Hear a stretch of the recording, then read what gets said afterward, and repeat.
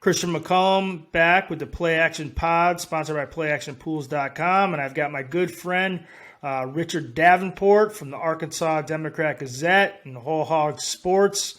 Richard, big game this weekend. Arkansas has been doing great so far this year. First of all, thanks for joining us, though. Thanks for having me, Christian. What this is obviously been a great year for Arkansas so far under Sam Pittman. What's been the change, and who saw this coming? How do you guys, it's been a great start to the season. What's happened?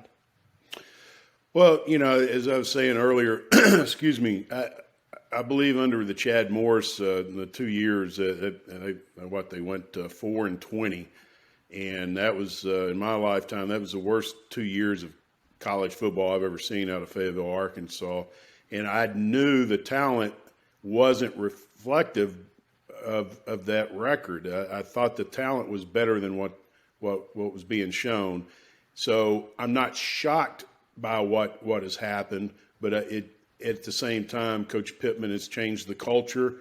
The kids have bought in. They obviously weren't bought in under Morris, and he brought in some transfers. John Ridgway, the big nose guard, who from Illinois State, and then Trey Williams, who was the SEC defensive lineman, performer of the week against Texas A&M, and just added some more pieces from recruiting, and here we are. And the best thing that you can say is they're strong up front, and that's something that Arkansas hasn't shown over the last few years. And you started to see it turn around a little bit last year when Coach Pittman was able to win 3 SEC games, which Arkansas hadn't won an SEC game in a while till he got there, and they had a chance to win 2 others, really. But so what they've done is basically just had very good, strong play on the offensive line, and that's made it easier on KJ Jefferson, who's somewhat of an inexperienced quarterback, but effective. Not the most effective passing-wise, but he is when it comes to the long ball. He's very effective when he's throwing deep.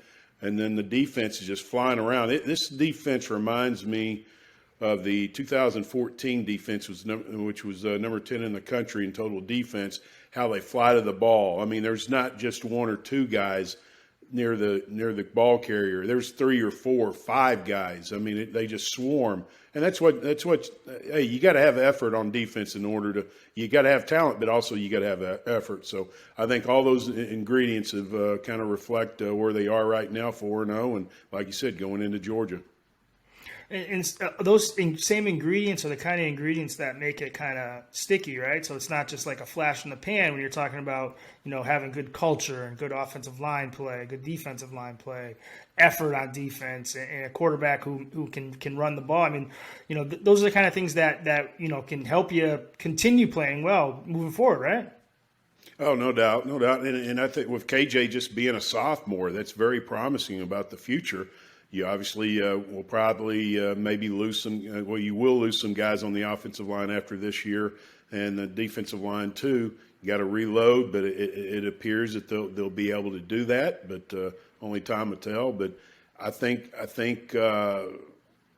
long term, under Coach Pittman, I think it's going to be very promising. But at the same time, I mean, this is just 4 games. We're not at the end of the season. They're not playing for the national championship or anything like that. I think it's going to be very, very difficult against the Georgia defense to be able to run the ball. They're going to have to hit some intermediate passes, and they're going to have to be effective opening up the running game via the passing game. And I'm not so sure Arkansas has shown that they can do that, but one thing that KJ has shown in all 4 games is the ability to throw deep, and that will loosen up the safeties. Who is he going to be counting on to make plays when he makes those deep throws and even maybe having to hit the intermediate routes? Who are some of the other players that are going to have to help him out? Well, obviously Treylon Burks he's definitely one of the best receivers in the SEC in the country. You got some young receivers. Keytron Jackson, who's a freshman out of Texas, highly recruited. He's been seeing seen the field quite a bit as a freshman. You got Warren Thompson, the transfer from Florida State, who has really stepped up big and was just recently put on a scholarship. He came on as a walk-on, and he's quickly earned a scholarship. So, and then one thing that they definitely Coach Browse has been doing is throwing to the running backs, getting them out into the flats and letting them get a little one-on-one action with the DBs and linebackers, and that's been effective. So I like what Browse has done with that. I mean, there's safe throws and high percentage throws, and I think that's something that those guys are going to have to make some hay on Saturday and make that first guy miss and try to get that first down, or at least close to the first down, set it up for a short, second or third down. Other side of the ball, what's going to be important for Georgia in order to kind of, keep that, Georgia offense under wraps? The defensive line will have to continue to play well, and they're playing with a three-man front, which is very impressive. They've overall been able to get pressure on the quarterback with just three guys rushing. They do blitz at times, but and then the linebackers have been playing lights out. A lot of times you have three linebackers. Grant Morgan, who was an All-American last year, a walk-on All-American, which is very, very impressive. And then Bumper Pool and Hayden Henry, all three of those guys often are in double digits as far as tackles. And they don't miss many tackles, and they're very effective there. They shoot the gaps very effectively, and they all show great instincts. And the secondary's been very effective in coverage. That's been another thing.